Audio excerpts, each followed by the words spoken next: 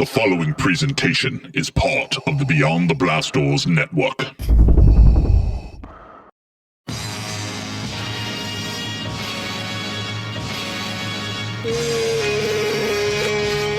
You've tuned into the Holochronicles.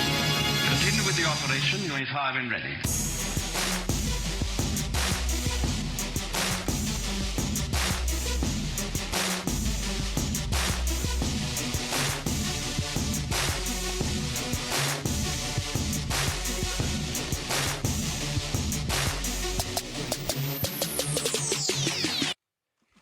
Hey, Josh. Hey, welcome into the Holochronicles. Hey, so this episode is all about trying new stuff, and we did an unboxing during the intro song. Yeah, Both of us. might as well save everyone some time. Be efficient about what we're doing. Happy Father's Day, Josh. This is episode 44, the Father's Day episode. The Father's Day episode, and we had a great father We did. in more ways than one. A father of course, normal human children, and also the father of a massive collection, and the father of some major nerddom. Oh, hold on. What would we call a professional nerd? Professional nerd, Word monkey, word monkey, nerd magpie. nerd magpie, and obtainer of rare antiquities. Also, possibly a dungeon owner, but Yeah, we'll let say you that decide. one. You guys can decide. Andy, you got me something here. I did. I just unboxed, and it could be my favorite toy Of 2020. of 2020, and it is the coveted It is the coveted. Slymore, Hasht- aka hashtag Galpatine. The Galpatine. Look how beautiful she Galpatine is. figure. Look how beautiful she is. She is. Oh, what a great poll right there. Happy Father's Day, Josh. Thank you. Thank you. I over here unboxed something that we discussed on our last podcast, and I believe I made an offer On the cast. on the cast itself, and it turns out he accepted. And what this is one of my two things that are left on my list, and now there's only one thing left on my list. But this is the Jabba the Hutt dungeon that includes 3 last 17 figures, except there's no figures with this one. It's just the play set and the box. No big deal. You already got them. But I do have them already, so I'm not worried about it. I got it for a lot less as a result. Sure. And the box is actually in a lot better shape than I thought. It is in pretty darn good shape.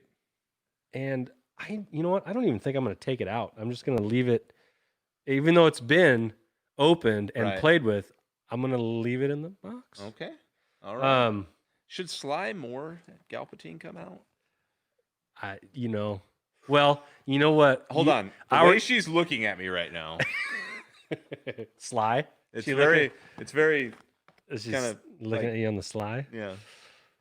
Not how she looks, like how she looks at, Well, Palpatine. I know how our guest today would answer that question. he would say take it out of the box. He would definitely it's say happening. it. Oh, we're gonna do it. We're gonna do it All right right. now. In honor of our guest today, Marshall Julius, and we'll get to his interview in just a second. Get ready to laugh, man, because we've pre-recorded the interview, but holy smokes, He's a kick. my cheeks are sore from He's a cracking kick. up and smiling the whole time. He's a kick, and while the interview, was, I think it's a good lengthy interview, but It's hour and it's just 15. tip of the iceberg with this guy. He's phenomenal. I know. He's an absolute hoot, and he's got a phenomenal collection, which we did something new here on the Yes. Holochronicles podcast. Every weekend for over a year now, we've featured somebody's collection using the hashtag Show Me Your Collection on Twitter, which now we kind of direct people towards our website at Right. beyondtheblastdoors.com and do kind of a full feature and write-up and a photo gallery. Marshall sent a holo record, 30 photographs of his collection, and it's Wasn't even half enough. I know he could have sent a lot more. There was he said only about a third of his collection is Star Wars stuff. So Right. he's a pop culture junkie. You wrote a book on pop culture trivia, on movie trivia from the 50s, 60s, 70s, 80s. Yep. and 90s. I think he gets into the 90s. Sure. I'm not 100%. He's a original trilogy purist. We might call him a purist. Yes. He has some very strong opinions. He does, which is good, but they didn't seem overly negative. They just seemed like they were his opinions, and that's all that matters to him. Right. It doesn't need to be your opinion. No. They're his. Now, Andy did maybe attempt to win him over, but that was... You know what? You're just going to have to listen to that. Reminder, we are part of the Beyond the Blast Doors network, which you can find us at beyondtheblastdoors.com or at Patreon/BTBDN. No, BTBD. net. Just, yeah. Something No net. There's All no right. net. Just something. Beyond the Blast Doors. You can find us there. Keep And looking. you can find us on Twitter at Holochronicles. We're also on Instagram under the same handle and Facebook. Yep. YouTube, you can find us, if you haven't already, at Beyond the Blast Doors, on the Beyond the Blast Doors channel.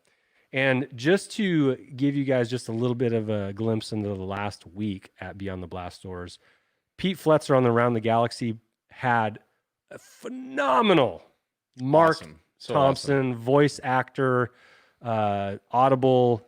My personal hero when it comes to narrators on Audible, like hands down, in my opinion, the best.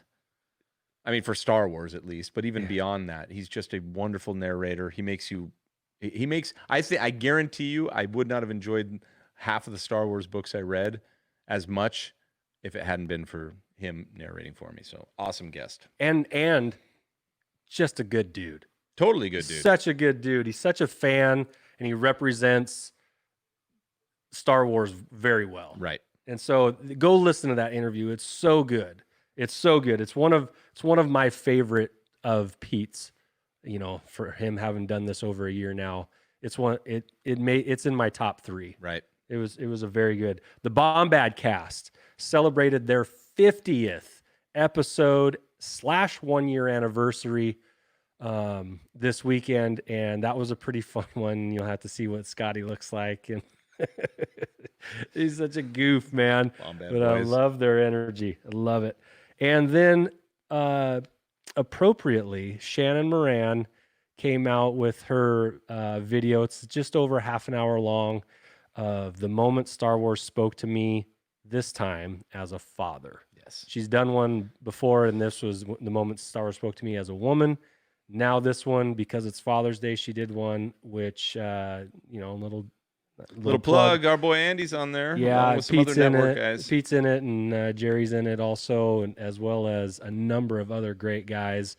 It's so good, and Shannon does such a wonderful job putting these together, and she's got a few more that she'll do, but gosh dang. It was fantastic. I watched it.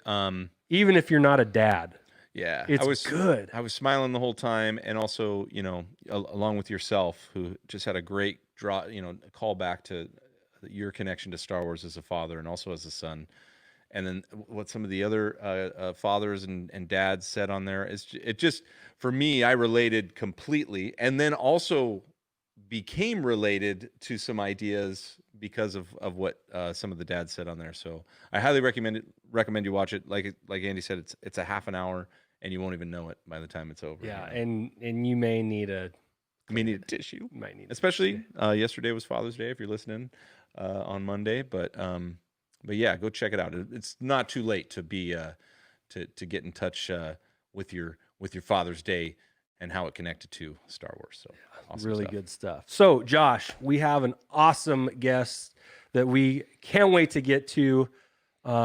Without further ado, because my we need to give gosh. him as much time as possible. Trust us, you're gonna love it. This is after the fact, but I just got a message from Marshall, and it said, "Had a great time, boys. Let's do it again tomorrow." Nah, it's just it. And he would. I promise you, he would. God, He he's would. oh man, super engaging. Enjoy the interview we have with Marshall Julius. Today we're sitting down with Marshall Julius. He is a movie critic. He is an author of the book Vintage Geek trivia book, and Word Monkey, self-proclaimed collector of antiquities. And professional nerd. Professional nerd too. Don't forget. I tried to do my best Julian Glover impersonation there, but Marshall, welcome to the show, man. We're excited to have you here.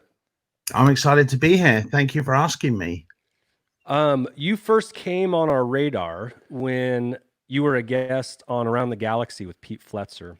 And Pete's great. Yes, Pete's had me on a few times. yeah, and I thought, well, that was a while ago, the first time you were on. But you were really engaging. You sounded like a pretty fun guy to talk to, and I thought, this guy, he's a self-proclaimed professional nerd. Like, he's probably got a pretty cool collection. So I reached out, and lo and behold, Marshall seemed excited to share with us up to around 30 pictures of his collection, which you can find on beyondtheblastdoors.com.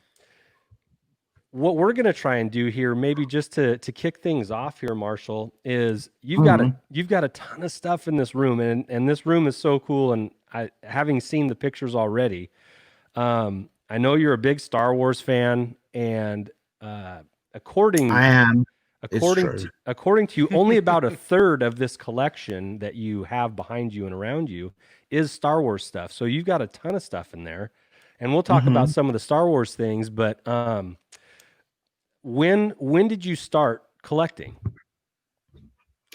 I started collecting formally. Well, no, when I was about 6,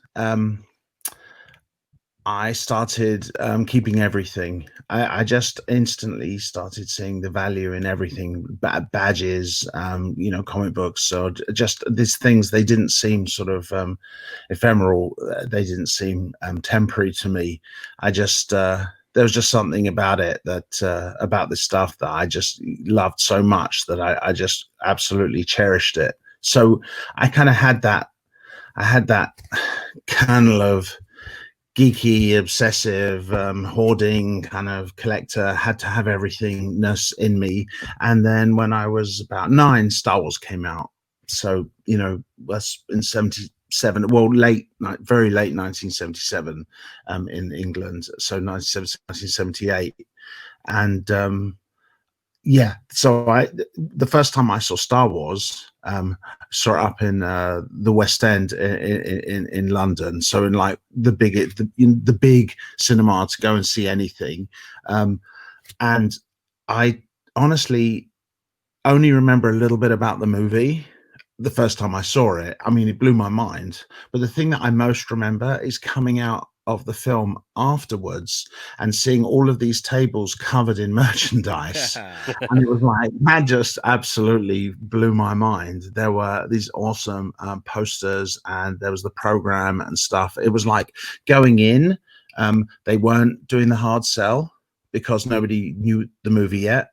Coming out, it was all there, and it was like, Mum, can I have that poster, and can I have this poster, and look, can we just like have one of everything, please? And I went home and like redecorated my bedroom, and I've still got the program Cool that I got that day. And so I was about 9 then, I suppose. I started collecting, getting little bits and stuff, but when I was like 3 years later, no, 6 years later, I suppose, when Return of the Jedi came out, that was when I kind of like, well, I want everything to do with this movie. That was when it was like I had a soft start, and then I was about like 14 or something, and it's like, no, this is it. This is absolutely kind of my obsession. I just have to have everything. So Jedi was like the first thing I had to have, like everything of, like every different comic book adaptation of it, all the cards, the British ones, the American ones, and the boxes they came in, the wrappers, the cards came in, just everything that I could grab. And obviously you can't get everything, but it was like, that was what I spent all my money on. And it hasn't really calmed down since. I've probably gotten stuff. I'm not like a completist anymore. I feel like I'm totally zigzagging around. But no, it's okay. Get it off your chest. Get it off your chest. Okay. It's okay. I'm not a completist. I don't anymore I don't feel like I have to get like everything in a series. Mostly I'll just go for the Darth Vader now, or and even then, if it's a bit unusual, I'll go for it. I take stuff out of the boxes because I don't live in a toy store. I don't want things boxed. I don't want. I'm not really worried about selling it. I'm never going to sell it. That's my children's headache when I'm dead, and I won't care what happens. I really just want to get to grips with things. And like I did a few unboxing videos, and my idea of an unboxing video is just having, like with a Funko, Dutch tearing the box open and taking the toy out. And people just, some people just like, message me and they're just like, "Oh, that just really hurt to say. That was just hurt to see. That was just very, very difficult." It's like, "Oh, I'm sorry for rocking your world and being so disturbing," but yeah. I'm kind of a little bit political about unboxing. I just. That's okay. We talk about that all the time. Do we leave it in the box or do we take it out? And there's no wrong answer there because it's your collection, right? So absolutely. I mean the wrong answer is I keep it in the box. Actually, Andy, I have to correct you there. The wrong answer is definitely I keep it in the box because it's like, what's the point of it? It's like or your philosophy. Take it out and play. See, I just like it's okay. I'll tell you this. I was in the Lego store. We got a Lego store a few years ago in London, and it's absolutely divine. I just absolutely love it there. And I went in there to get a Slave One, the really big Slave One that from a few years ago, and I was just desperate to get my hands on it, and because they're so much fun to build, and they look so great once they're done. I was standing next to this guy who was also kind of looking at it, and he's like, "Oh yeah, I got 2 of those, and I haven't brought myself to unbox it yet." It's like, I know so many people that buy these massive expensive Lego sets and then never open them, and it's like, well, how thrilling for you to have a house that looks like a stock room. That just must be so beautiful. Kids must come and go, "Oh, I really love it. It just looks like the stock room of a shop that I wouldn't be." It's like, it's madness to me. It's like, take it out, play it. What are you saving it for? Yeah. Also, it won't be worth anything because the stuff that is the box stuff that is valuable are like the Bionic Man sets from the 70s, the stuff that people didn't realize they had to look after. And so the few boxes that are left, those are valuable. Nowadays, everybody keeps everything boxed, and it's like nothing will have any value because 90% of the toys out there will be boxed. Do you think the Funkos, that I see when Funkos go online, when they first are released, they go for all this money. And then if you actually look on eBay, like a few months later, they've all gone way down in price because everybody's got 10 of them and they've got them in these plastic cases. It's like, God forbid anybody can actually see them. It's like, don't look at them. Somehow the light refracted off your eyes will fade them or something, or they'll get some eyebrow tufts and it'll fall apart. It's like, for God's sake, take it out. I can see by what's behind you. You practice what you preach. Everything behind you is out of the package, and you can hold it and play with it and manipulate it, and that's now, awesome. Marshall. That whole line is probably inspirational. It is something that Andy and I, there are collectors, like there's a collector like you that I love your philosophy on why you should take it out of the box, and then there's people that have their own philosophies. But I loved your point just now of like, good luck. The ones that nobody's looking at to keep in a box are the ones that are going to be valuable. The ones that everyone thinks like, oh, this is going to be worth something next, 20 years from now is, I like that. You and everybody else. That kind of helps me because it's like, I remember once years ago, there were these Star Wars, the CCG cards, the customizable card game, Star Wars cards from years ago. That was the one time that I thought, I'm not really into CCG cards, but I thought, this is cool. I can collect these. Everyone was saying, gosh, they're going to be so valuable. There's the rare set. And, it's like, okay, fine. So I collected them all and they're worth nothing. Nothing. I spent so much more on those than they're actually worth. It's just an incredible waste of money. So it's like I learned a valuable lesson there, actually, that it's like you get this stuff, you don't know what is going to be the most valuable, and so you might as well just enjoy it. And I'm not going to sell it anyway. I love that philosophy. Yeah, but before we get to some pictures on your collection here, one quick question, and you can answer it two different ways. How much of your collection is from when you were a kid, Star Wars wise, and then everything else wise? How much of it's from when you were a youth?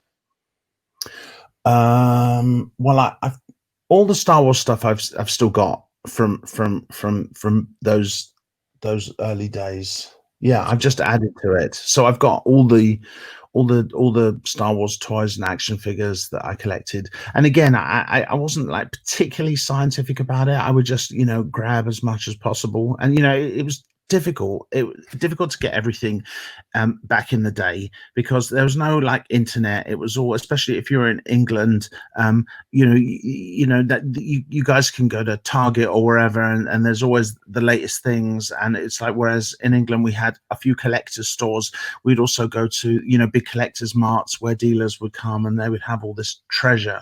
But I would go there 3, 4, 5 times a year to these big collectors fairs, and with all the money that I could muster. But there'd be so many shiny things that I wanted.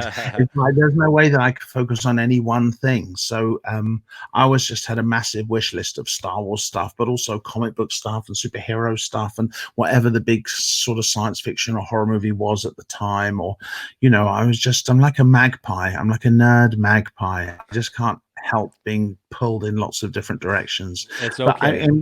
I have all that original stuff, and I don't know what sort of percentage it is, but I definitely, I've got all the books that I got, all the kind of making ofs, all the kind of the blueprints and all that sort of stuff. All the great storyboard books. I got all that stuff from when it first came out, and I was just excited and ran into the bookshop and stuff. It's one of the best things about getting old is your shit gets rarer and more valuable. Yeah, that's as well as us. As I degrade and become less valuable, my stuff, and also the value. I don't really care, because like I said, I'm not going to sell it, but it's nice to have some things that are sort of like, treasures. Well, no, yeah, I think that's what it is. Like, even though you're not going to sell it, you still want to show someone and be like, huh? What do you think of that? You want to, as my kids say, you want to flex. And I do, I can't, a little bit. I have this big social following of people who, for some reason, don't mind. I'm just a massive show off. And I'm like, oh, look at this thing I got. Look at that thing I got. And I think they're just going to say, Marshall, you're just absolutely unbearable, and screw you, buddy. But they don't. They go, oh, that's fun. Oh, Marshall, it's so, you're so lucky. And it's like, I know I am. I'm incredibly lucky that people just don't expose me as just a massive show off and stop following me. Well, a lot of people, if you collect anything, and it doesn't have to be toy related, it could be cars or paintings or whatever. If you collect, you want to show. It's like, I got this really cool thing. Who else agrees with me? And that I mean, I have not met a single collector who was like, nah, I'm not going to show you, hey, do you have a collection? Yeah. Would you mind sending us a couple pictures? Nah, no, thanks. I have everyone I've met throughout this whole experience has been like, oh yeah, look at this, man. And this is what I just got, check this out. And so it seems like the collector community, especially when it comes to like old toys and, things that we happen to be into, it's like, yeah, I want to show as many people as I can because definitely. Only if you have a sex dungeon, a kinky sex dungeon, you probably keep it quiet. Yeah, and I think people who have like Nazi memorabilia, they usually keep it quiet too. You don't see many people say, hey, look, come down into my basement. I've got this massive swastika and it is amazing. You never hear that. No, you just don't see that. And by the way, sex dungeons and right people. Sex dungeons and Nazi memorabilia are not mutually exclusive either. By the way. No. There's a lot of you can have both in the same room. Yeah, absolutely. But apart from that, as a rule, Star Wars fans are very excited to own things because you know what? I think the reason that we're drawn to stuff is because is not just because stuff is great and shiny and fun. It's also because we love the properties that they're attached to. So it's like, I love Star Wars. Star Wars is a tremendously meaningful film on trilogy and world to me. And I think every time you have a new Star Wars thing, it's like you're taking a little bit of ownership. Like you've got a little bit of Star Wars in your hands, a little bit of that magic. And I think that it just makes it sort of tangible. It's not just something that's like, you're watching. It's like something that you can actively like hug and spin around the room holding like, like this is exciting. That's what it means. One thing that Josh and I'm pretty sure you would too, because you had mentioned, but Star Wars for us also reminds us of people that are important to us. I think I kind of got into Star Wars because I had two older cousins that were into it first, and that kind of exposed me to it. I was over at my cousin Aaron's house when I saw Star Wars and Empire Strikes Back for the first time, and my next door neighbor was a cousin of mine, and he had the toys, and so like they introduced it to me, and then you also had a cousin that was kind of an influence on you, at least collector wise. Very much so. Yeah. Go ahead and give him a shout out real quick. Is your cousin Ron? Well, my cousin, everybody knows him as Ron Fogelman. Ron is, I call him Ronald. I'm like one of the few people on earth who call him Ronald. And, he is 4 years older than me. And he was my mum's brother's only child. So I had brothers, but they were all much older than me. So I didn't really hang out with them very much, but I like to hang out with Ronald. Ronald was into all the same things as me, or if he made sure that I was into them all. I absolutely kind of idolized him, and I still do. Really, he most recently, he's a huge nerd. He just produced the Twilight Zone stage show that was on in the West End in London, and hopefully will be coming to Broadway one of these days. That's cool. He was the kind of guy who he had stuff that you couldn't buy in the shops. That was the first time I kind of had any inkling of that. Like, he had stuff from America when I had no access to that sort of stuff. How did he get it? He had the Star Wars. He had the original kind of the original Hildebrand kind of quad shaped poster of Star Wars. He would have like not only the Empire Strikes Back trading cards, but he would have the boxes that they came in as well, and he would have the complete sets, in tidy bundles in the boxes, displayed on shelves, and he had all the programs, and he knew about what was coming out, and it was like in the days long before the internet. He was so kind of plugged into the sort of nerd community that every time we went to his house, to his parents' house, that I would go upstairs, I would make him show me through his entire collection, and I both loved it, and I was just so jealous. I was just like burning to have all that stuff myself, and he just absolutely created a monster, because it was like, whereas he's managed to have some sort of balance in his life, I've just went, can you swear on this podcast? Is that all right? Sure. I just went fucking crazy. I mean, have you seen this stuff? I just lost my mind, and I've just never gotten it back. That sanity has eluded me for decades. So if I do a quick tour, will people be able to see that? Shall I just have a look? Sure. I'm going to do here. I'm going to get out the way, because I'm just going to. I'm sorry, but it's dark here in England. It's dark here most of the time. Okay, just so look. Here we go. We got lots of books. How do you get in and out of that room? Yeah, where's the door? Is it a trap door? I'll show you. Okay. It's hidden. Sometimes I have to go out the window. Wow. I mean, it's unfathomable. I can't. And then we go up on the ceiling, because there was just no room. The door is here. This is maximizing your collection. There it is, hidden. There's a handle. All right. And then I thought your wife would just be outside of it with a baseball bat. Yeah. That's like, well, I'll tell you, when we moved into this house Be a cricket. about 11 years ago, she said to me, Marshall, you can have the biggest room in the house so long as you keep all of your shit in it. So it was like, okay. And I respected that.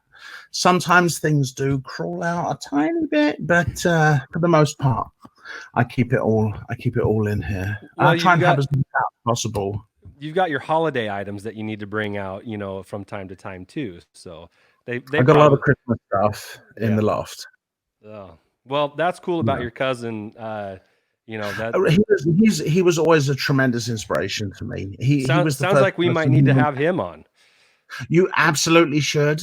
He was the first person that went to I remember. So we're Jewish, and I remember one Passover night he came over, and he had just managed to sneak into the cinema to see Dawn of the Dead, and I remember him telling me all about it, and I just thought that sounded like the most horrifying thing ever, amazing but terrifying, and he was very excited. He got into the cinema by you know what talcum powder is? I don't know.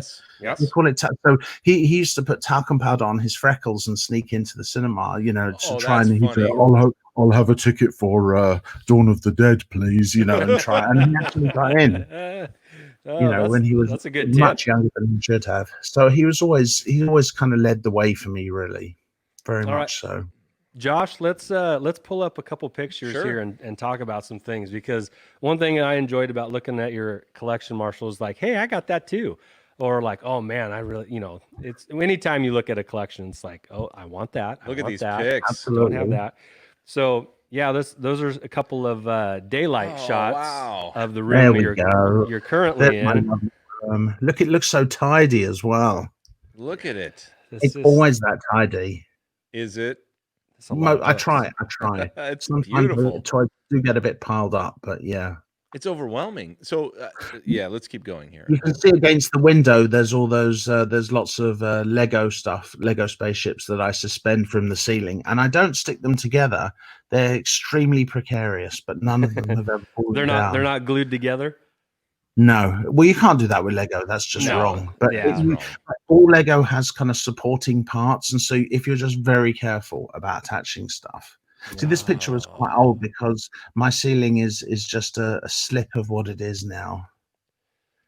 It's growing like a fungus, like a big nerd fungus. Oh, I see some signatures. I know. I was just gonna say signatures. Oh yeah, books. Well, that was the thing we used to do before pictures. Before you say, "Oh, can I have a picture with you?" I used to go and do interviews. From when I was 18 years old, I was working for a magazine called What's On in London, and I was going off and doing interviews. And basically, they made most of their revenue from these very suspicious ads in the back of the magazine that were often not in English. And we're usually for basically, professional working people, and who were looking to attract, kind of very short contract work. And so basically they didn't care. The publishers of the magazine didn't actually give a shit what we put in the magazine, so long as it was a good front. And I used it to basically write about anything I wanted, and they were just happy for me to go off and interview people. And I had a whale of a time. I mean, when I was like 18, 19, I started going off and meeting my heroes.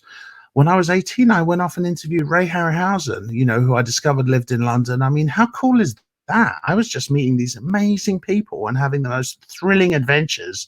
And so a lot of my autographs sort of reflect that time. Oh, so cool. That's cool. Yeah, Josh, hit the next one. Tell me about the cheese head thing going on there. What really?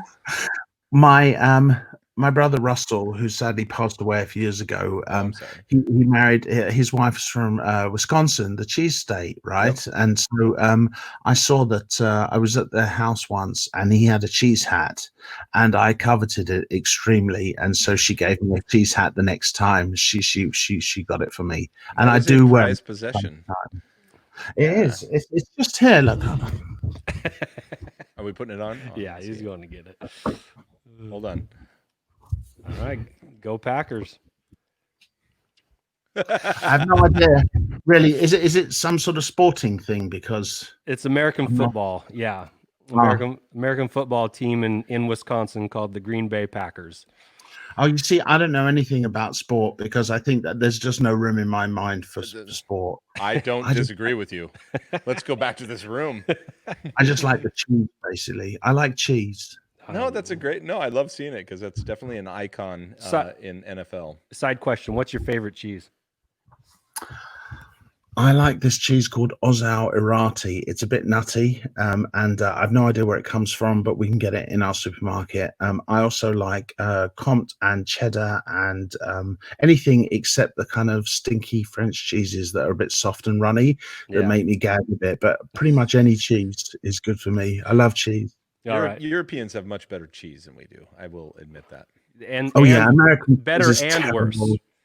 I think they have better and worse cheeses. Well, they just have so many that you can get any one you want, a good or a bad one. Yeah, no, I'm sure that there are places in America where you can get amazing artisanal cheeses and stuff, but generally, I mean, it's a bit like a block of wax, isn't it? Most of it. It is. But It honestly, really is. most of the things you get in the supermarkets in England is kind of crappy as well. So I'm not gonna lord it over you. Okay. Right. Thank you. Yeah, take that hat off. All right. So I think. Oh, there we go. Some Legos. Yeah. This is it. Lego. Can I just say that you cannot pluralize Lego? I'm sorry, Lego. Some Lego. It's Lego. It's just It Lego. If I can just be a grammar Nazi, I don't have any Nazi memorabilia, but I will be a grammar Nazi. Now tell me why we can't pluralize Lego. Because it's like sheep. You don't say sheep. Exactly. It's just one of those things that you don't. It is what it is, and it's so if one a pack piece, of one Lego are running at you, what do we call Yes. it? A pack of Lego. Well, I would just turn and run if Lego's running. I wouldn't really worry, and I would make sure that I had good sturdy shoes on, because it's like you get one of those pieces under your feet and you're dead. Yeah, that's over. All right, Marshall, whose face is on the Lego Statue of Liberty? Who is that? That's my face. The Well, you've got Marshal of good Liberty. Good catch, Josh. Yeah, I didn't even see that. That's very well spotted. I'm That's just very well checking. spotted. Yeah, I'm sorry for being such a grammar Nazi, but I can't help it. And it's what happens when you talk You to might the as word well- monkey. When you're talking to a Yeah, you word might as monkey, well it's ask- going to happen. Exactly. It's like you might as well ask a serial killer why they kill people. It's like you just It just because it's there. Well, guess what, Marshall? Yeah, I could Mission- have probably done that. I could have probably said the why climb a mountain thing and just avoided the whole serial killing thing. I don't know why that You know, came out. sex dungeons, serial killing, we're all good now. Toy Let's keep it going. collectors. I know I'm really going down some dark alleyways, aren't I? No, but you've changed me for life. I will never pluralize Lego again. Good. Then I feel won't. like I've done my And I've done my I job. will continue the correcting. I will pass it forward. Pass on what you So have when I learned. hear other Damn right. morons saying Legos, I will fix them. Really Awesome. terrible. Starting with Really my own terrible. kids. All right, slap next. them. Slap them. Oh, I like this shot. Ooh, I know. Isn't that great? I just I love that. I love that spaceship, and it looks really cool hanging up. And I just can't believe it's never fallen down. I mean, it's. Don't I jinx use it. I use this fishing wire. I mean, Yeah. I've never gone fishing, but apparently it's very strong and it could hold like watermelons up, which I don't know why anybody would ever try to hold a watermelon up. But I'm pretty sure that my shuttle Tidarium is not heavier than a large watermelon. No. That's my favorite starship. I guess we can call him. Not a Oh starfighter. yeah, even more than the Falcon. Those are strong. Nope. That one to me as a kid, I just was fascinated by it because the Emperor showed up in it, and when it takes off, the wings folded up. yeah, when it lands on Endor, I just remember being completely obsessed with the way that ship looked. And don't ask me why, because I mean the X-wings are super cool, and the A-wings, and even the frigate. I always thought the frigate was really cool, and the blockade runner. But that one, for some reason, was my favorite ship, and I It's bought a one. fair choice. I'm not going to correct you. Thank you. Thank Oh you. yeah. Made of Lego. Yeah. Many Lego. So they This is a have some more. great pick. It always amused me that Dave Prowse always signs his autographs. Dave Prowse is Darth Vader. It's like, okay, Don't forget. Right there. Yeah. Well, he's above. You can't see him. Above Boa, I have a Dave Krause, and that's what it says. It says, is Darth Vader. it is. So it's like, so there's no arguing. There's no arguing with that. Nope. Nope. Not I'm not James gonna Earl. argue with Not that. James Earl. No. Dave Prowse. Ooh, what's that? Tell us about this. Well, my Star Wars fan club membership. Yeah, that's right. I'm copying down your So- force number. I'll tell you that much. You can use that at the ATM tonight. So I've got a story. I am not this year. Last year there was, they do these Force Friday things where they reveal all the new merch. That it's like, oh God, I was hoping to pay my mortgage this month, but I guess that's not going to happen. So they had this big triple Force Friday reveal at this movie studio. And I think it was at Pinewood Film Studios. And I managed to swing myself an invite to it.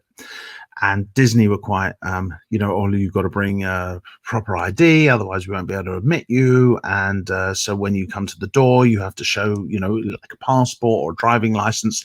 So I thought, screw that.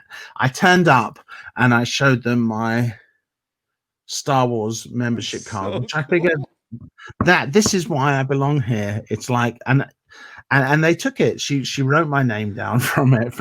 She didn't write the Force number down, and she let me in with it. And I thought that was my favorite part of the whole evening. Brilliant. That's just brilliant. I love it. I love it. I'm a card carrying Force or a Star Wars fan with a Force number. I love that. I want one. How do I get one? Go back in time. Right. Yeah. Ooh, Vader. We got a Vader obsession. Oh boy. Oh yeah, that's actually just my Darth Vader overflow shelf. Darth Vader, he's not necessarily like my favorite character in Star Wars. I love Han Solo, and I just he's such a cool guy. I always enjoyed watching him, and so I suppose Han Solo is like my favorite character in Star Wars, but who the hell wants just human man toys? It's right. Like, I couldn't give a damn. I don't want a bunch of Han Solo toys. They're just absolutely zero fun. So it's like, and nothing looks cooler than Darth Vader. No. Nothing looks cooler than Darth Vader. So it's like, I just want Darth Vader's. Like, I'll have my secret Han crush. Actually, not that secret anymore, obviously. But in public, I'm Darth Vader all the way.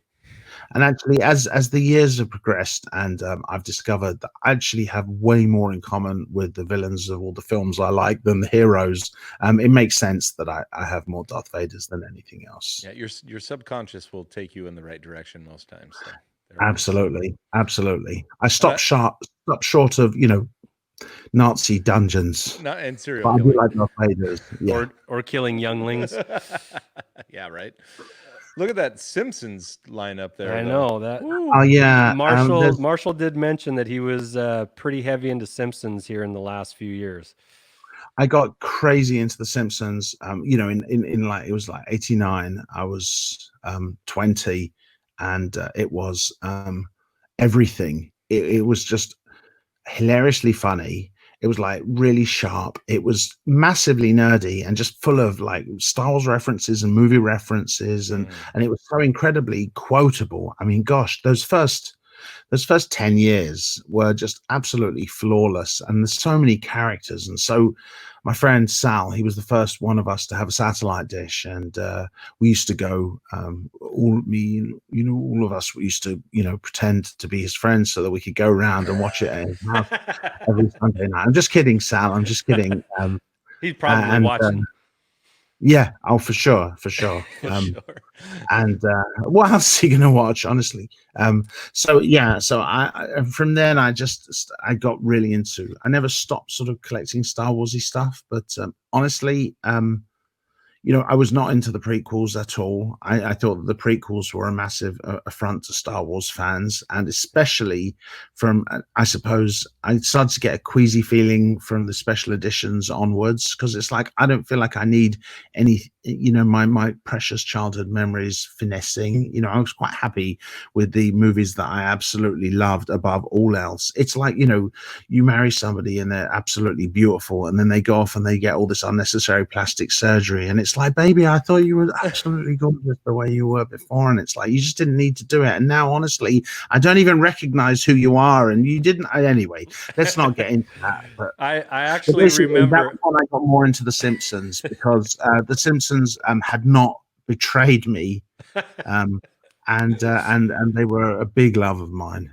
Well, I remember in your interview with Pete, you kind of went on a little bit of a not the biggest fan Tirade? of the prequel. I was trying to be gentle. Oh no, don't be gentle. I really hate the prequels. I despise them. I hate Well, then them. how about the sequels?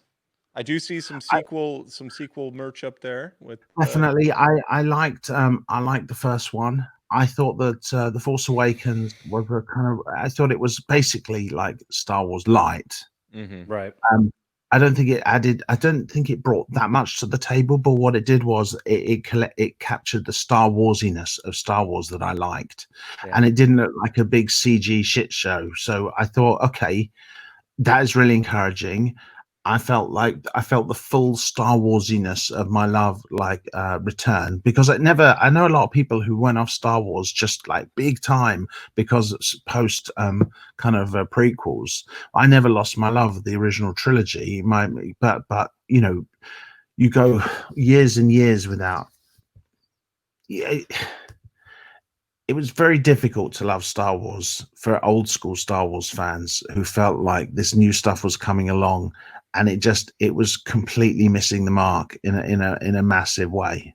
And I was not a fan of those. I completely forgot what we're talking about. The sequels. So you said that Force Awakens captured some of your Star Warsiness. You know, you felt yes, better but I about thought it. the movies after that actually kind of really went downhill. I thought that the Last Jedi was just terrible. And the last film, all it did was damage limitation. And I just thought there's just so needlessly plotty. And there's just, and then it's like, oh gosh, really? The Emperor's back now? And it's like, oh my God. It's like, Star Wars is supposed to be a fun adventure and you know, good guys, bad guys, princesses and castles and stuff. It's supposed to be a fairy tale. It's not supposed to be it was just also sort of forced and no pun intended and sort of Machiavellian. I didn't enjoy it at all. I think there were some good things in the last two movies, a few bits and pieces, some nice design. I like the reworked AT-ATs in the Last Jedi and stuff with the red, and I thought that was pretty cool. They remind me a bit of Cylons. But I you know, it just you know, it didn't do it for me. It didn't. But I don't feel like militantly against them or anything. At all. You know, I like a lot of the sequels, but the prequels I hate. I saw them once each at the cinema, and I stormed out after each one, and I just never rewatched them. You've never gone back. You've never gone back and watched them. No. I just thought the characters are terrible. The dialogue is awful. The dialogue the visuals was awful. Are dreadful. I mean, it was like, you know, Star Wars. But don't you think though? At some, go ahead. I think by accident, a lot of Star Wars, the original movies, were great. 100%. I think that, you know, George Lucas couldn't really write dialogue. He had some wonderful help, but it was just meant to be. It was kismet, you know. He had a lot of creative friends they all helped each other. And, I think he had Harrison Ford, to be honest with you. I think he had Harrison Ford. You know, he had a lot of great screenwriters and friends who did a lot of uncredited work, and you know, people would come and give extra lines, and you know, people like and I think it all came together beautifully. It could have been an absolute disaster. I mean, here he was making a film that would rely heavily on special effects that hadn't even been invented yet. You know, he took a lot of chances, but you know, kudos to him. You know, George Lucas, he pulled it off. But he was never really happy with the movies, was he? And it was because of that. He made this thing that we loved, but he didn't love it. And that was why old school fans had a falling out with him, because he was like your dad that cheats on your mum. And it's like, I'm sorry, I have to take a side. I love Star Wars, but Dad, you're not welcome in my house anymore. Or my dungeon. Or my Nazi sex dungeon. Actually, you are welcome in my Nazi dungeon, but not in my sex dungeon. Well, those are some pretty strong words. So don't you? But you know, movies, especially after, I don't know, the prequel's been out 20 years now. Some movies are, I mean, especially, and you know this, Marshall. Some movies are just so bad they're kind of fun. Mm. And I Yeah, I love the I bad know that movies. Star Wars is personal to tons of people, but don't you think after a while though you can kind of look back and say, oh man, Anakin is so awkward around Padme. It's cringy, but man, it's kind of funny. You know, it's like, don't you think it can I kind of know. evolve into I that? think that would be like a political prisoner saying, "Hey, do you remember 20 years ago they put electrodes on my testicles? That was actually kind of fun. It kind of tickled." You know, I look back at those days now fondly. You know, it's like, All I'm right. sorry, I do not look back Checkmate, at it. Andy. Checkmate. All right. That was He I got you with tried. a political testicle prisoner. You're done. I was trying, and I struck out. So No, okay, nice you know try. what? You were trying to. This guy's got this on. They're all loaded. He just keeps drawing. I can see that I'm not going to change his mind. No, and that's I okay. believe you are not. That's okay. All right, I did notice. I actually have a great fondness for bad movies. Certain bad movies. I think that the worst thing a film can be, though, is boring. And I think actually the prequels were really boring, apart from anything else, and not caring about them. You know, that really made it dull. You look at films, there are plenty of, you know, really terrible kind of horror and sci-fi movies that are actually incredibly fun to watch because they're sort of goofy and stupid and endearing. But no, there's nothing. I just felt like it was a massive corporate disaster, the prequels, and it just, you know, it was like it raped my childhood. I don't want to be dramatic, guys, but I would say the prequels raped my childhood. No, that's not dramatic at all. So really just left me torn and bleeding. Sorry, but just, you know. So go on, Andy. Try and change my mind. Andy. Go ahead. Change his mind. I was He's traumatized. I'm not going to change your mind. I was just going to say, when are you going to put up that blockade runner hanging from the ceiling? Because I saw that it was on the floor there. Are you going to get that one up in the air? I actually did hang it from the ceiling. And my wife came in and looked at it, and I felt like I'd just done one thing too many because it actually blocked out the last bit of light that you could actually get into the den, which is what I call my room. And it was like, Marshall, that is just like incredibly low and oppressive, and it blocks all the sunshine. And it's like, and it was like I couldn't actually disagree with her, so I took it down, and it stands very proudly there, and I like the way it looks there. Actually, I have to be honest. I have that. I put that Lego set together, and I like that. I've never thought to put it on its engines like that. That looks kind of cool. That's going to save me a ton of space. Yeah, basically. That was the straw. Space is at a premium. Space is at a premium in my room, and you know I have to get things in pretty tight. See, my dad, who passed away when I was small, he. I keep talking about all these people in my family who died. I promise I'm not responsible for any of those deaths. It was purely coincidental. But my dad was he was in the fashion business. He was a window dresser. He started out for, you know, big like high street stores. So he had a kind of way of displaying things, and I think that I kind of genetically got that from him. It looks, you know. And my mum, although she never made money as an artist, was an artist. And you see some of her paintings are kind of on my walls. She did a Spielberg for me. She did an R2-D2 for me, and that's awesome. And so I kind of got that from them, you know, kind of like I built these like miniature toy staircases that I slot into my shelves so that basically I can have toys sort of staggered going back. So instead of just having one line of things, I can have like, you know, like those pictures, like when they do the Academy Awards and they have those amazing pictures of like line after line after line of movie star filling the whole picture. It's like, that's what I want, but with Star Wars toys. I love it. I think there's some probably. See, those are my two main Vader display cases. Yeah. But again, see, they're spilling out over the top, and just actually they're just everywhere. I got so many Darth Vaders everywhere. Tell me about the little guys dangling from the bottom of the case. What do we have there?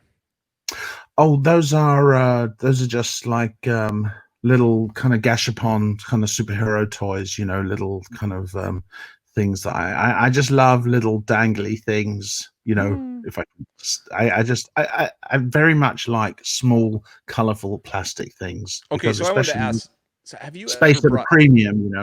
Yeah. have Sorry, you go ever on. brought a like a 5 to 8-year-old child into this room and had them literally go comatose?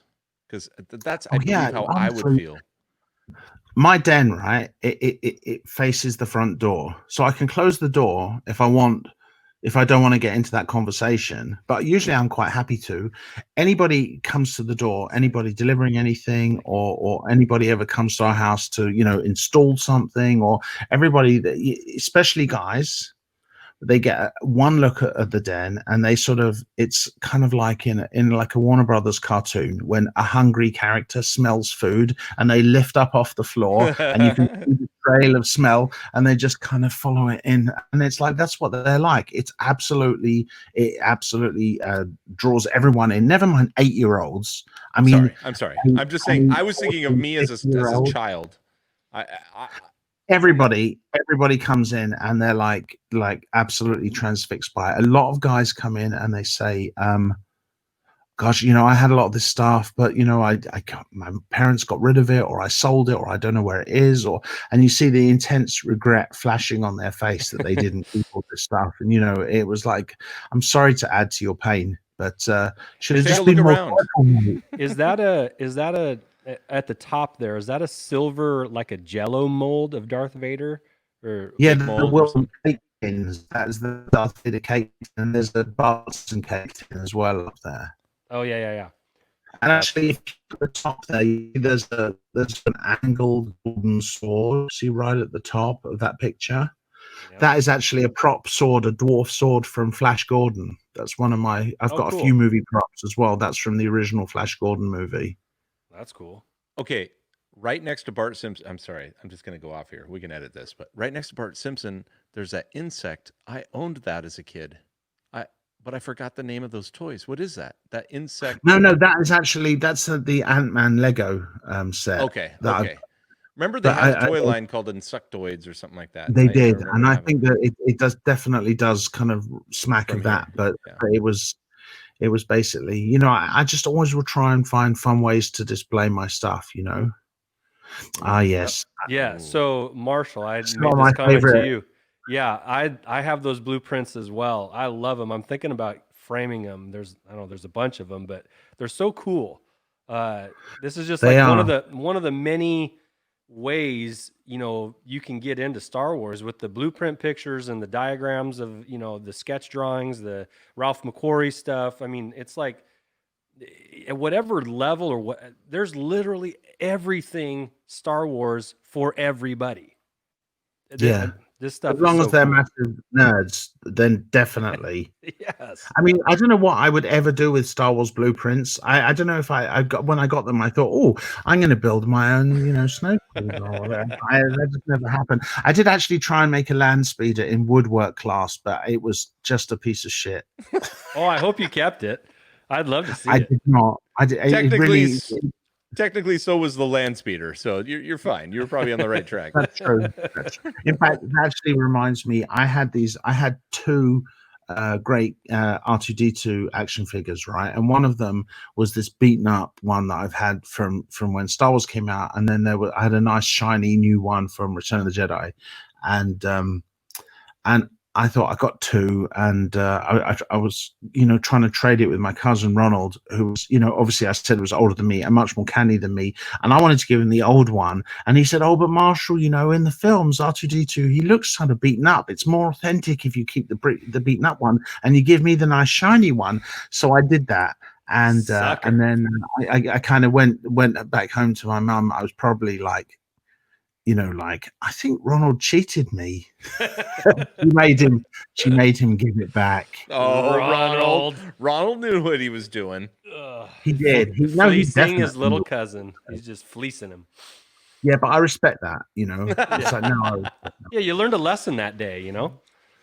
Got some cards. I love those cards. Just awesome. And stickers too. The stickers look like they're in good shape. Oh yeah, well see now I try, and if I'm gonna get Star Wars stuff, I want it to be silly. I want it to be different and a bit sort of, off the wall. So Darth it's like I saw Bacon? these Darth Bacon and there's the Egg Trooper as well. So it's like they're like breakfast Star Wars. I love those. That's funny. Ooh. So that's that's the Gone with the Wind Yes. Empire Strikes Back poster. So what I did was I went through a period where I was blockboarding posters. I was getting them blockboarded. So yes, it basically does kind of screw the value of it, because you're kind of sealing it onto wood, aren't you? But it looks so good, and there's no reflection, and it just looks beautiful. And I've had them. They've been jewels on my wall for 40 years. So, I can live with it. I can live with the fact that, I won't be able to sell it one day or whatever, because they just look really good. I love that poster so much. Yeah, that's easily my favorite movie poster. Oh, drum roll. I don't know. It's very exciting. There's the baby Yoda that Phoebe, my youngest, she drew for me. Because I was getting tired of not having any Mandalorian stuff. And so you do like the Mandalorian? We haven't talked about the Mandalorian, have we? I know. Okay, so I love the Mandalorian. I think the Mandalorian. Right. I think the Mandalorian. It does. Because Jon Favreau, he's an old school Star Wars guy, and there's no way that Jon Favreau likes the prequels. He's really in with Lucas. He can't say, "Hey George, what the hell did you do? What were you smoking, or what weren't you smoking? Because maybe you should have smoked something." Because he can't say all that shit. But it's clear that there's so much love for the original trilogy there. He's pulled it back. I love the threads. It's cool. It's fun. The aliens are all incredibly muppety. It's referential, but it's not. And what I like is that it takes us back to the world of Star Wars without just having a bunch of meaningless cameos in it. I mean, look, in the last Star Wars movie, they had Lando turn up just so randomly. Like, what are you doing? Why are you standing there? Why are you wearing a mask? What was the point? And why do you say, "Oh, I don't fly anywhere. I don't go anywhere"? And then at the end, what do? You fly somewhere and you go somewhere, and it's like, why did you even say it in the first place? It's like, what the hell are you even doing here? I mean, it's nice to see you, but it's like, it's nice. But it's like, what's the point? It was just it was so pandering, and it just didn't make any sense to me. But the Mandalorian, it does what Star Wars fans want. We don't need to just see, kind of old people wheeled from left to right across the screen. They take us back to Tatooine and give us more adventures with the Jawas, and it was really cool to see the stuff with the Tusken Raiders and all the it was just, I loved everything about that show. I felt like they absolutely nailed it. What are your thoughts on like the animated series? I think that if people, I'm not really watch them. Okay. And that's okay. I mean, really watch them. I think because the trouble with that is that I see that actually they're actually better than the prequels. The stuff that I've seen, I see it's better than the prequels. But the trouble is, it's all tied to the prequels and the prequel characters and the events in the prequels, and I'm just not interested. I just don't care. As far as I'm concerned, that's not Star Wars to me. Well, if I could give it just a little plug for you, not that I'm here to change your mind. Here it comes. Hold on. Let me get my Andy, popcorn. careful, I would because just say, I would just say, at the fear of being dramatic here, that the character development and the plots that are developed over the course of seasons of half-an-hour cartoon shows are much more engaging, much more well thought out, and if really I think you could do the Clone Wars and Rebels series in place of the prequels, and you would get everything that you needed to know from that. And you don't even have to bother with it. Although you're right, it still does take place in the same time, in the same space. But What They just you have, they know, just have I respect you. I respect your passion, Andy, and I also think that I realize that Dave Filoni, Yeah, that's who what I was was going to not say. somebody I was that familiar with before The Mandalorian, yeah, that the Mandalorian is as much Dave Filoni as it is John Favreau. Yeah. And if Dave Filoni, he clearly loves Star Wars with tremendous, kind of, I mean, he's like clearly mad about Star Wars. And if he did the cartoons, then I can actually believe that you might be right. I'm willing to leave that open, Andy. Okay. You can claim a victory there. I'll take it. I'll consider it. All I'm right. not going to be talking about. He it's didn't not- it's mention not anything based on- about the terrors of his childhood based on a No. Filoni cartoon, but yes, that's good. Oh man. That's great. Andy, I like that Yeah, Andy's still trying. I'm open to discussing things. I'm not a monster. No. Now, here's what I like too: is as much Star Wars as we can see in most of these pictures, and I know you're being selective for us. There's always a smattering of Star Trek in there, just a little bit. Oh of yeah, like- well it's Star Wars on the left and Star Trek on the right. I really love Star Trek. It's like I'm not going to choose. Don't Sophie's Choice me. Don't say, oh Marshall, it's either you can either save Star Wars or Star Trek, and one of them has to go off to the gas chambers, and the other gets to come back with me. And then Star Wars says to me, Daddy, what happened to my brother? And I say, oh, what brother? What you must be misremembering. And they said, no, I remember there was like a Captain Kirk, and it's like I said, shut up, Star Wars. It's like it's a painful time, and you should anyway. I think I digressed a bit. But Twitter yeah, didn't like us having your brother. Yeah. Don't Sophie's Choice me. I like Star Wars and I like Star Trek. I just I actually throwing think it that out there. Star Trek has given hours and hours and hundreds of hours of actually really good, reliable entertainment. Yeah. You like sci-fi and aliens. That's okay. I do. Robots, aliens, spaceships. There's my mum's painting of R2D2. That's your mom's? Yeah, she painted that for me. I Oh, love that's it. cool. She Mom's painted the good artist. Dalek. She painted Steven Spielberg with kind of ET, and she was really good. And she did. She would spend weeks and months sometimes doing paintings for me. She was great. So it's like I look at those things, and it's not just it's not just that they're cool in themselves. It's that the fact that she put so much effort into doing it for me. I love it. I was trying to see if you had the other ones you just mentioned here. I'm just kind of clicking through. Love that Lego Good shot. display. Good shot. Oh, I like that shot too. This That's is your on the ceiling, yeah? Yeah, and I did. They call them perla beads in America. They call them hammer beads in England. The it's a trap thing. It's like my kids got into it a little bit. I got into it way more. So it's like and this was like about 4 or 5 years ago. I just went mad for them. Oh, they're cool. But, oh, and they you are like melt fun. them together, right? You do with an ironing board. Yes, you do. I've done So a few this of is those. one of my favorite things. This was a poster that I got at a Comic-Con in New York a few years ago. So what this is my absolute all-time favorite film poster. This is actually my all-time favorite art, hands down. I don't care that it doesn't look like Luke and Leia. They are just everything. Everybody is just so amazing looking, and the colors and just everything that this conjures up. For a long time before Star Wars came out in England, that was the image that I would just stare at, and it was like I was a Star Wars fan long before I ever saw Star Wars, just based on that Hildebrandt image. And so and that's signed though. That's Hildebrandt signed, right? Yeah.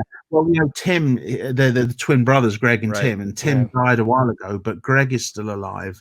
And apparently a bunch of these, see, this isn't the actual movie poster. This was just a poster that was put out in 1977 for fans. So it's basically the Star Wars poster, but without all the credits. It's just got the logo, but it's a really nice print of the poster. And it was from 1977. And so it was some dealer, they found like a box of them in the back of a warehouse, and they were all perfectly preserved.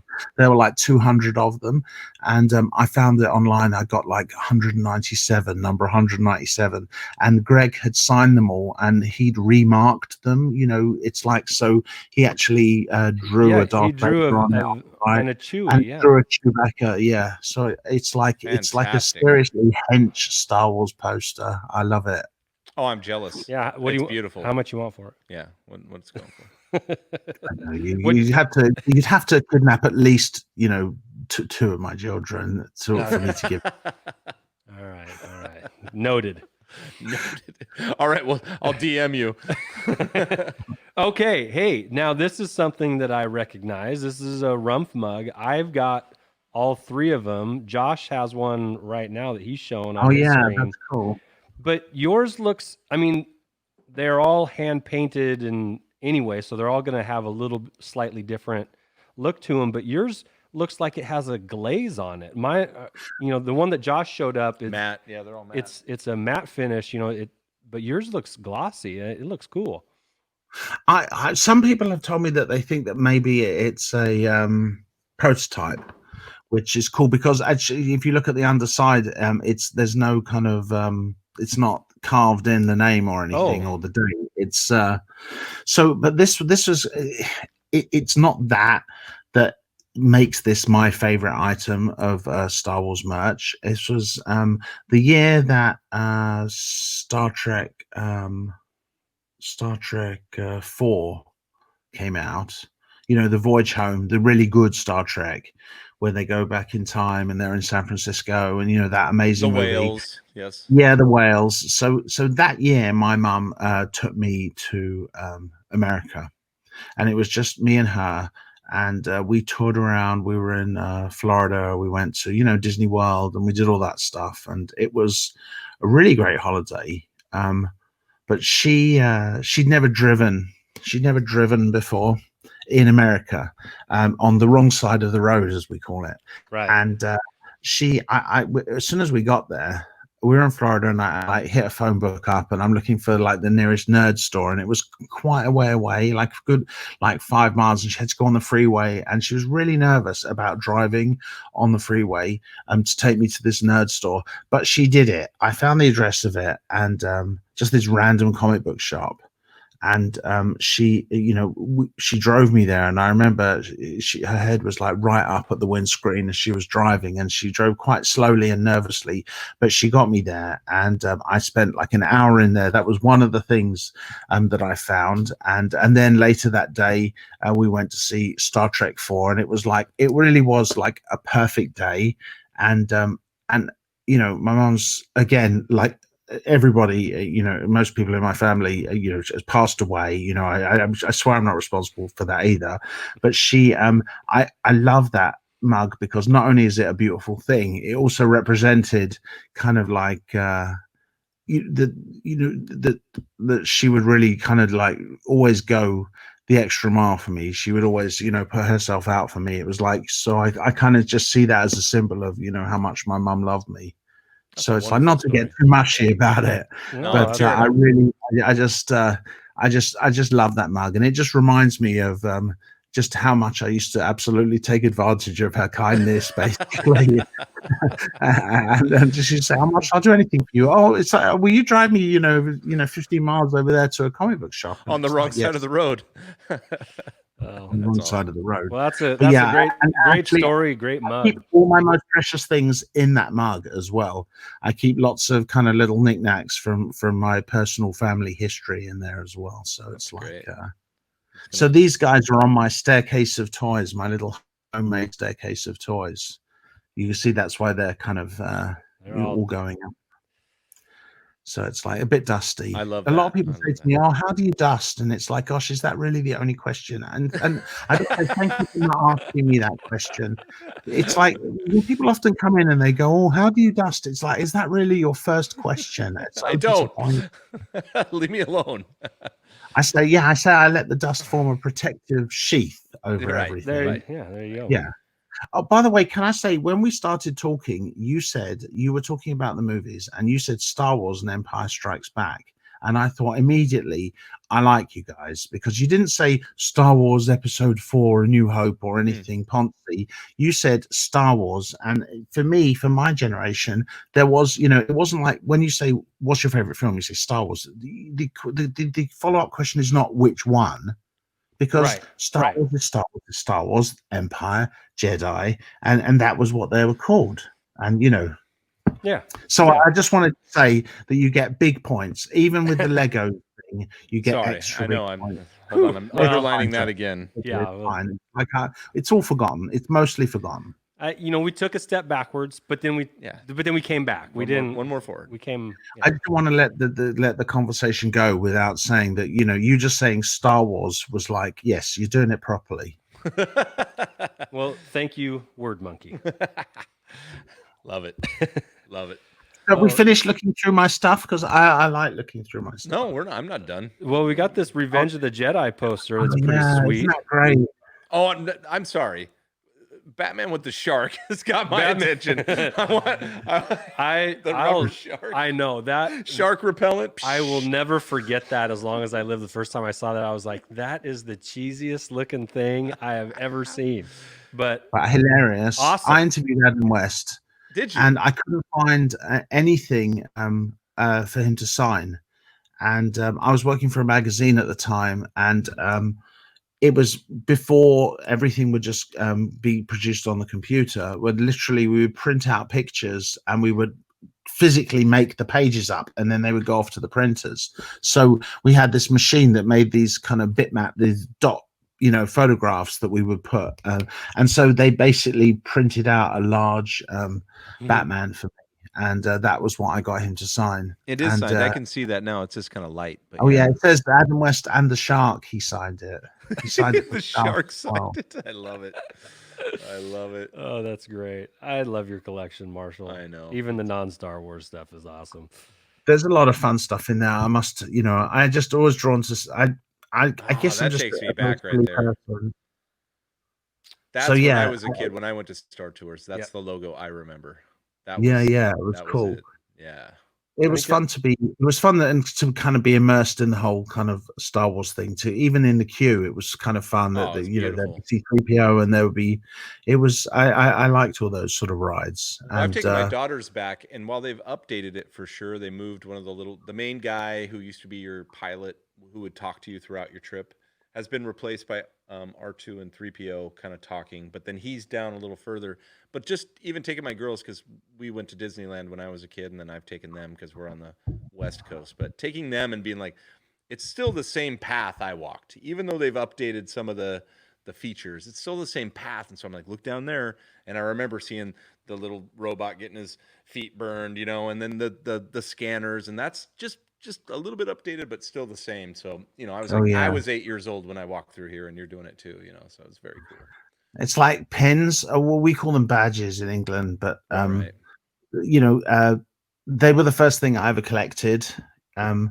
I had a friend of my dad's used to collect them, and every time he would come to visit, which was often, he would always bring me, a few more. And then it was like when anybody went anywhere, that would be the thing that they would give me. And, so when I was about 6, 7, I was like really into pins, and I would collect, I used to have this hat made of denim, and it was just covered in badges, because that's how cool I was. I was destined. Oh man, I was just gonna say, man, many years. You probably were slaying the ladies with that hat. Yeah. Yeah, I know. It was like girl repellent.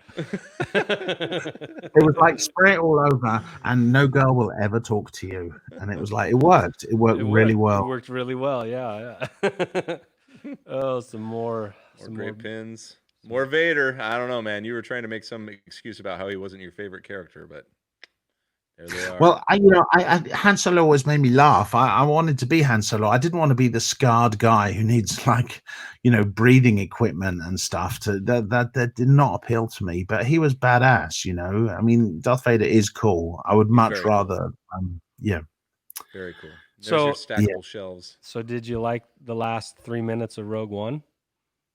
Yeah, I thought that. Yeah, I did enjoy it. I thought that the kind of Leia looked a bit sort of like it didn't look right. I thought she didn't look right, but I thought that the scene with Vader when he's just wasting everyone, I thought was fantastic. Fantastic. It was so good, and I love the way that the movie played into the beginning of Star Wars. Yeah. I actually liked that. Yeah, we didn't really talk about that because we talked about the main main trilogies, but I think one-off spin-offs is a much better way to go. I don't like I get very nervous about the idea of like, oh, we're going to do another trilogy and another trilogy. It's like, can't you just make one decent movie? How about you worry about making one decent film and actually give us some sort of resolution at the end? Because you don't always have to like, because the first one is going to be great, but there's going to be no ending. Then the second one, it's going to be like a film with no beginning and no ending. And it's like, then the third one is going to be all this expectation heaped upon it. And if you screw it up, you'll destroy everything. Just make one good film. And I thought, Rogue One was good. I thought that, the Han Solo movie was less good. I really liked the kind of camaraderie. I thought the Han and Chewie were really cool together, but I didn't like the movie very much. Yeah, that's fair. But now yeah, this wall right here, Yeah, I'm a little overwhelmed looking at it. It's exciting, isn't it? It's yeah. I think I could stand in front of this and just kind of look for quite a while. Ludicrous. I'm sorry, I've just made Amazon Alexa start talking. Amazon Alexa, shut up. This is my God, favorite wait, thing ever. Alexa, don't speak again, okay? Jesus Christ, you embarrass me in front of my guests. Okay, so let's It's a great song. It's a great song. I don't even know how it played that. I've never once asked to play anything. I can't wait to play the tape back and figure out what was said to make. What was that? Was that 50 Cent? No, it was Usher. Usher. Like every song they play. I recognize that song, but I guarantee I've never asked for that song to be played. Most of my playlists are TV theme tunes of the 1970s. I'm authentically just completely a goofball. You I really do not are. listen to normal music. I promise you that. That's My for favorite sure. part of this whole collection is that Yeah. it doesn't take long to just find Marshall, Super Marshall, right in the middle. That's my favorite. The bobblehead right there. Yeah, there he is. Well, you see, I put that on my business card, which shows that I'm all business, so you can see. Yeah. Yeah. So just to recap, your face is on a Superman bobblehead. It's on the Statue of Liberty.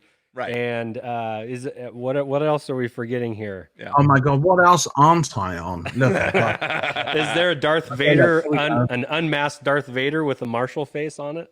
no, here we go. I've got me as sort of like Batman King Neptune. Okay. Neptune. It looks like How do we get an exclusive Marshall toy? that looks like Bunsen Honeydew. So yeah, well, that's true. That's basically my secret identity. I also this company called Bright Bricks. They made me a.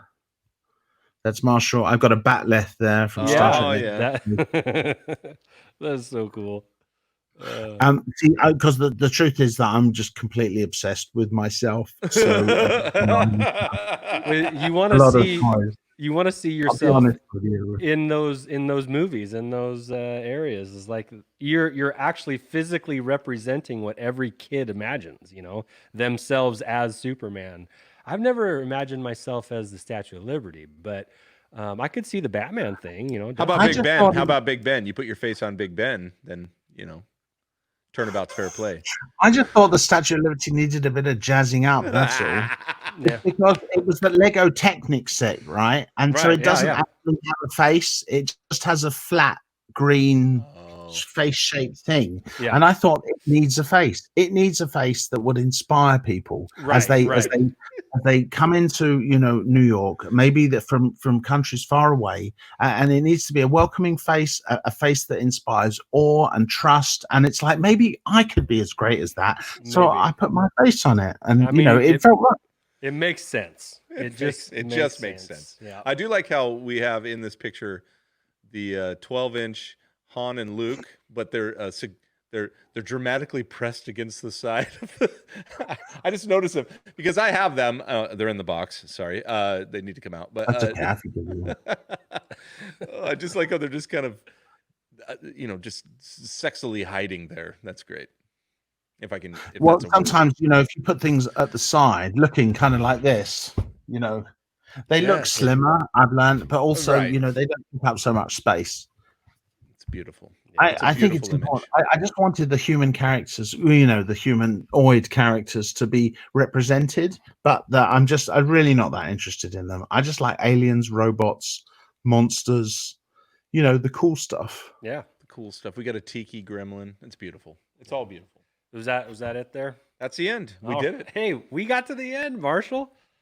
I could send you another 50 pictures if you want. Keep going. I don't doubt it. Individual headshots. All right, so to kind of wrap up this collection here, I know you said if the house was on fire, you'd go down with it, but He already said one. He's taking that Star Wars Hildebrandt one or whatever. okay, yeah, that one's going. The Chewbacca mug. Chewbacca. The Chewbacca mug. Right, yeah, my Chewie mug, because that's also got little things in it. It's got like my daughter Maya's ballet shoes when she was very little, when she first got into ballet, and it's got shells from family holidays that I kind of really loved, and it's got little things from my mum and my dad, and so it's just lots of really personal, non-nerdy things. Like when my kids were born, the little kind of paper bracelets that were around their wrists with the the age, with the day and the weight and all that stuff. So I kind of got all that because basically I'm just incredibly sentimental about everything, and so I just keep hopefully I'm not like just a hoarder. I mean, if you come in, you're not going to see like piles of newspapers and empty shampoo bottles. Obviously not empty shampoo bottles, but things, because I can throw stuff away. Okay. But I am a very sentimental person. So, well, but honestly, that is a nightmare. The thought of anything happening to it, it's just, that is just my worst nightmare. That and being burning to death. And being eaten by sharks, because I've got to be realistic. Those are also kind of big nightmares of mine. Okay, fair enough. That's pretty hot. I don't think you're alone in that. No. But gosh, Marshall, this has been. God, that's such a weird thing to say. Can we just say that it's almost midnight for me, and it's daytime for you, and you're like all kind of like, oh yeah, we're still awake, we're not wasted, and it's like here I am, I eaten way too much there. I had a few beers before. I'm getting sluggish, and I don't know what I'm saying. So don't blame me. Don't worry. We're gonna put it all out there for everyone to hear. Yeah. You can find out on Monday, or when we drop this, just like everybody else. I can't wait. This is going to be one of my best edits I don't edit anything. Honestly, all this stuff, it's like nobody will be surprised. It's like I feel like I have no kind of standard to reach for myself. I could just spout this sort of nonsense all day, but it's that's just my life, Andy, Josh. What can I say? It's just I've lived my whole life dedicated to the nonsense that I love, and that's just me. Yeah, what a great thing to dedicate yourself to. I mean, we're big fans. I know that. Yeah, I'm a big fan. Yeah. Hey, before we go, you wanna plug your book here real quick? Christ, yeah, Jesus, oh my God, how did I not? Okay, Vintage Geek. The thing that I wanted to do with this book, right, apart from it's all 20th century trivia, it's a quiz book. It's a really, really difficult quiz book. Yeah. Of course, trivia is only difficult if you don't know the answers. So there'll be things that you'll go through and you'll be able to answer like a lot of it. There'll be other chapters. So obviously there's a original trilogy Star Wars chapter. Mark Hamill, got a question from him. I also, because I have a decent following on Twitter, and I reached out to a lot of the celebs and filmmakers and artists and comic book writers and stuff who follow me, and like amazingly, like a ton of them got back to me and contributed questions. So it was just something I poured like all my kind of enthusiasm and love and obsession into, and I'm really proud of it. It's like, so there's a chapter on it's all 50 questions on 20 different things. So there's like Doctor Who, but only Tom Baker. The only Tom Baker years, James Bond, but only the Roger Moore years, Star Trek, but only the 60s show. It's got there's a whole series of questions about the Silver Age of Marvel, about the first Atari console, about Ray Harryhausen monster movies, about the first 3 George Romero zombie movies, John Carpenter films, and John Carpenter gave me a question. I mean, it just kind of blew me away. Sam Neill gave me a question for In the Mouth of Madness. It kind of blew me away. That's cool. The people would do these things, and even if you don't know the answers, the answers are all in the back of the book and then some, because the answers for me are just a kicking off point. So maybe the answer is only a few words, but then actually you've got a whole essay there which delves into the kind of history of things. Like I do a whole history of the phrase Klaatu Barada Nikto. I do deep dives into stuff so that not only do you get to answer a question, but you get to just really, pick my nonsense brain like to pieces. I ask, everything has sort of introductions as well, which sort of place some perspective on it. So I made it as personal as possible. It's the first autobiographical quiz book ever written, I think. That's awesome. Can I ask one question from the trilogy quiz? Can I ask one? And you, yes, because Andy and I have already asked each other this, but so it is. What does Yoda have in common with Miss Piggy and Albert Einstein? Are you asking me? I'm asking Andy. We're going to give our answer, and you're going to tell us if we're right, because we don't have the back of the book in front of us. We're trying to be cool here. So, having thought about it just a little bit. Okay. Yeah. I thought that the connection between Albert Einstein, Miss Piggy, and Yoda were that they were. I mean, it was a Frank Oz connection. Yeah, that's the first place I went. It was like, okay, Frank Oz, they're puppets. Yeah, well, they're all not Albert Einstein, but no, but like maybe he was related to him or something. So tell us about the deep dive there. Yeah, so, what set up the answer. So we did Yoda was. And then I did do a Google search, but it just was leading me down another trail. So I just didn't know what the connection was there. But Frank Oz. Yes. Frank and then Yoda I read, which was interesting. I did not know this, was kind of crafted after Albert Einstein, like meaning a wise old sage with messy white hair. To kind of look like him too, right? So that he would imbue. Well, I mean, you're basically there.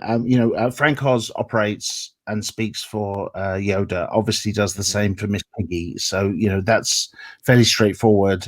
Stuart Freeborn, who designed Yoda, put in.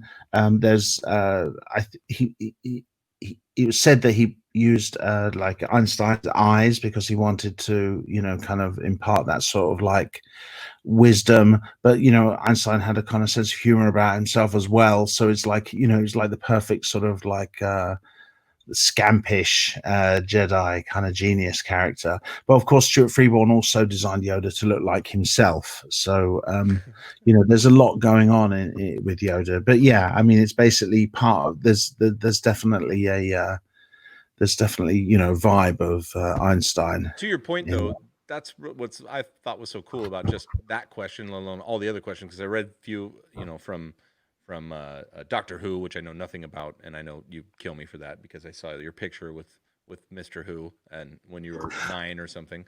Yeah, but honestly, I never really. That was a big research job because I like Doctor Who, but I'm very casual about it, and I never really. I didn't really stay with the show after Tom Baker left. When I was very small, I loved Doctor Who, and I thought that he was real. When I met him, when he opened one of my dad's clothes stores, he was there. He was the celebrity signing autographs, but he wasn't there as Tom Baker.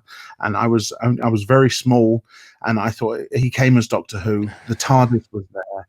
I thought he was Doctor Who. I stood next to him, and I asked him questions about being Doctor Who. It wasn't like, oh, well, what's it like as an actor playing Doctor Who? I was like, how do you get in and out of the TARDIS? Where are Sarah and Harry? And it's like, and I was asking very, to my mind, very technical questions about life, Time Lord, and I remember he kind of there are all these people queuing up trying to get his autograph, and he shouts out, and the slightly exasperated but amused, like, "Who is this kid?" And it was like. I knew that he was Doctor Who, but I also knew that my dad was paying him to be there. So it was like, because I just thought my dad got Doctor Who to be there. So I thought, I am the son of your employer for today, and you will answer my questions. And it was my first celebrity interview, That's funny. It's beautiful. Anyway, And I interviewed him a few times since then for different for a magazine and for a newspaper, and told him that story. And he's one of those people who always lives up to expectations. Tom Baker is just an amazing guy who loved playing that role, and is just a real joy. Awesome. Cool. So had to dedicate a chapter to him. But yeah, I've got a friend of mine, JK. His name's Jonathan, but we'll call him JK. He loves Doctor Who, and he's really a big fan of Tom Baker. And those questions completely destroyed him.